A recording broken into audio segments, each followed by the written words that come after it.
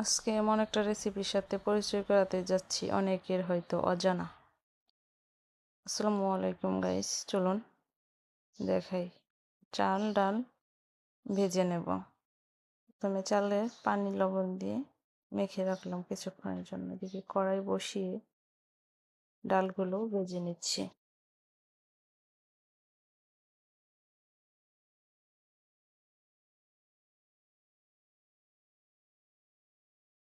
ডাল ভাজা শেষে উঠিয়ে নিচ্ছি। আবারও কড়াই বসিয়ে কড়াই গরম হয়ে আসলে তাতে লবণ পানি দিয়ে ভিজিয়ে রাখা চালগুলো দিয়ে দিচ্ছি।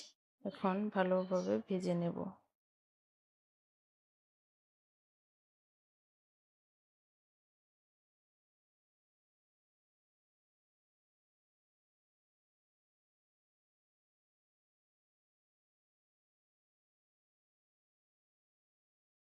এরকমভাবে ফুটে আসলে উঠিয়ে নেব।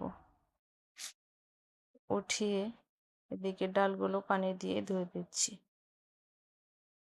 তবে কষলে কষলে 2-3 বার ধুয়ে কড়াই বসিয়ে কড়াইতে ডালগুলো দিয়ে দিচ্ছি।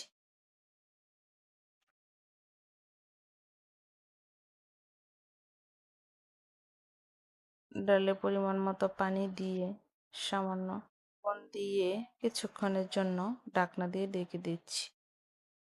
আর কিছুক্ষণ পর ঢাকনা উঠিয়ে একবার নাড়ানাড়ি করে নিচ্ছি। আবারও ঢাকনা দিয়ে ঢেকে দিচ্ছি। এভাবে ঢাকনা কিছুক্ষণ পর আবারও উঠিয়ে নাড়ানাড়ি করে ঢাকনা দিয়ে ঢেকে তো আরেকবার ঢাকনা উঠিয়ে এ পর্যায়ে ভেজে রাখা চালগুলো দিয়ে দিচ্ছি। দিয়ে নাড়ানাড়ি করে ঢাকনা দিয়ে ঢেকে দেব।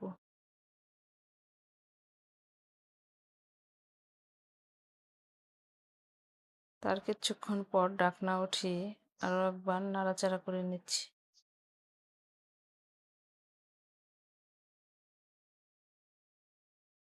তো ঢাকনা উঠিয়ে আরও আরেকবার নাড়াচাড়া করে নেব। ফাইনালি হয়ে এসেছে মনে হচ্ছে।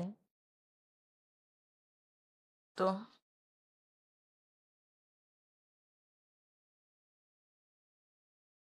এই তো নামিয়ে নিচ্ছি। এদিকে পেঁয়াজ, মরিচ, ধনিয়া, কাঁচা লঙ্কা লবণ দিয়ে চটকে নিচ্ছি।